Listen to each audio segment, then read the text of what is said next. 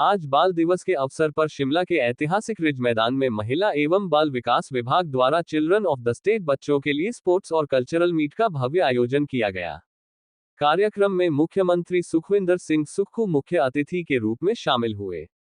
इस दौरान रिज मैदान पर police band harmony of the pines की सुरीली धुनों पर मुख्यमंत्री सुक्खू बच्चों के साथ झूमते नजर आए। मुख्यमंत्री सुक्खू ने कहा कि हिमाचल देश का पहला राज्य बना जिसने सुख आश्रय कानून बनाया। जन्म से 27 साल तक इन बच्चों की सरकार ही माता पिता है। बाल दिवस पर आज बच्चों के लिए कार्यक्रम का आयोजन किया गया है। पंजाब दस्तक के लिए सुरेंद्र राणा की रिपोर्ट। देश के पहले ऐसे मुख्यमंत्री बने जिन्होंने अनाथ बच्चों के लिए सोचा। शपथ ग्रहण करने से बाद आप सीधा अनाथ आश्रम गए और एक ऐसी योजना प्रदेश को दी जिसकी पूरे प्रदेश ही नहीं देश में सराहना होती है। तो जो आपने एक नजीर खींची है उसको अगला क्षितिज क्या देंगे सर आप? देखिए,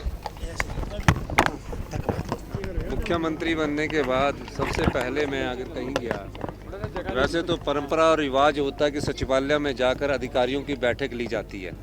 मैंने उस परंपरा और उस व्यवस्था को बदला और मैं बालिका आश्रम गया। 11 दिसंबर 2022 को मैंने बालिका आश्रम जाकर बच्चों से कुछ सीखा, उनका हॉस्टल देखा, उनका खाने का रहन सहन का तरीका देखा और मैंने ये सोचा कि जो प्रदेश की संपदा है उस संपदा पर इन बच्चों का भी अधिकार है। और जब पाया कि इन बच्चों की सिर्फ देखभाल की जाती है और 18 साल के बाद इनको आगे जीवन की दिशा जब तय करने का समय होता है, उस दिशा को कैसे आगे बढ़ना है, उस दृष्टिकोण से कोई योजना नहीं थी। हिमाचल प्रदेश हिंदुस्तान का पहला राज्य बना जिसने एक ऐसा कानून बनाया जो मुख्यमंत्री सुख आश्रय कानून के रूप में जाना जाएगा, जिसमें पैदा होने से लेकर 27 साल तक बच्चे का ख्याल हिमाचल प्रदेश की सरकार रखेगी। यानी कि सरकार ही माता है, सरकार ही पिता है और उन्हें चिल्ड्रन ऑफ द स्टेट का दर्जा दिया गया। इस दृष्टिकोण से आज इन बच्चों का जो स्पोर्ट्स का कार्यक्रम था वो पिछले कई सालों से नहीं हो रहा था। मैं वहाँ गया, डीजीपी साहब गए, माननीय मंत्री जी से यहाँ सब बच्चों ने अनुरोध किया। उसका शुभारंभ आज हमने रिज के ऐतिहासिक मैदान में सामाजिक न्याय एवं अधिकारिता विभाग और पुलिस विभाग के माध्यम से किया गया। अब 3 दिन इनका कार्यक्रम चलेगा। खेलकूद प्रतियोगिता में ये बच्चे भाग लेंगे। कुछ सांस्कृतिक कार्यक्रम हमने देखा, टग ऑफ वार हमने देखी। इन बच्चों को ऐसा महसूस ना हो कि इनका जब इनके माता पिता इनको छोड़कर चले गए तो इनका कोई नहीं है। उस संदर्भ में सरकार ही माता है, सरकार ही पिता है। इस दृष्टि से ये इस राज्य के बच्चे कहलाते हैं। इसके लिए आज ये कार्यक्रम 14 नवंबर को जब बापू चाचा नेहरू जी का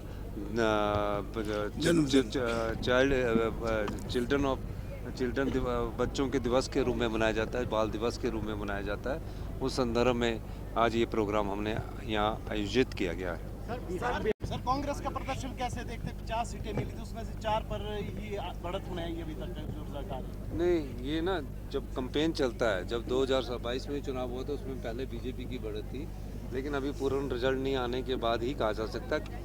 वहाँ तो अलायंस पार्टनर में कांग्रेस चुनाव लड़ रही थी। और एक बात मैं कहना चाहूँगा कि भारतीय जनता पार्टी वालों ने कहा कि नेर चौक से मेडिकल कॉलेज के 41 प्रोफेसर हटा दिए गए। मैं एक बात स्पष्ट कर देना चाहता हूँ, कोई प्रोफेसर नहीं हटाया गया है।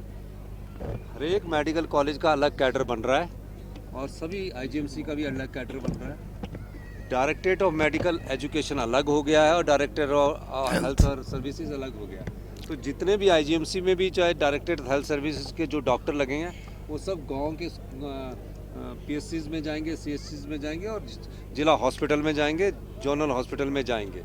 इसी तरह नेर चौक के भी जितने हैं उसमें से 28 डॉक्टरों को हमने मंडी में ही रखा है और मंडी की उन डिस्पेंसरियों में रखा है जहां डॉक्टर नहीं थे। मेडिकल कॉलेज में हम और स्टाफ देंगे, कोई मेडिकल कॉलेज में स्टाफ की कमी नहीं रखेंगे। हम वो नहीं करेंगे पिछली भारतीय जनता पार्टी की सरकार की तरह कि मेडिकल कॉलेज तो खोल दिया गया और जो एमआरआई की मशीन है वो प्राइवेट को दे देगी और मशीनें प्राइवेट को दे देगी।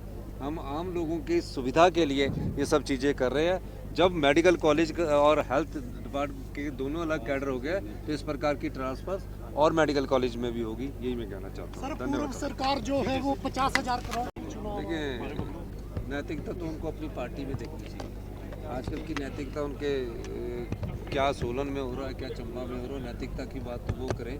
जिस पार्टी की नैतिकता रही है। और जो पार्टी का कार्यक्रम है सरकारी कार्यक्रम है, इसमें सरकार अपनी नीतियों का करेंगे। इसमें भारतीय जनता पार्टी को कहने को कुछ नहीं है, लेकिन मैं ये कह सकता हूँ कि प्रदेश की अर्थव्यवस्था में महत्वपूर्ण बदलाव हुआ है।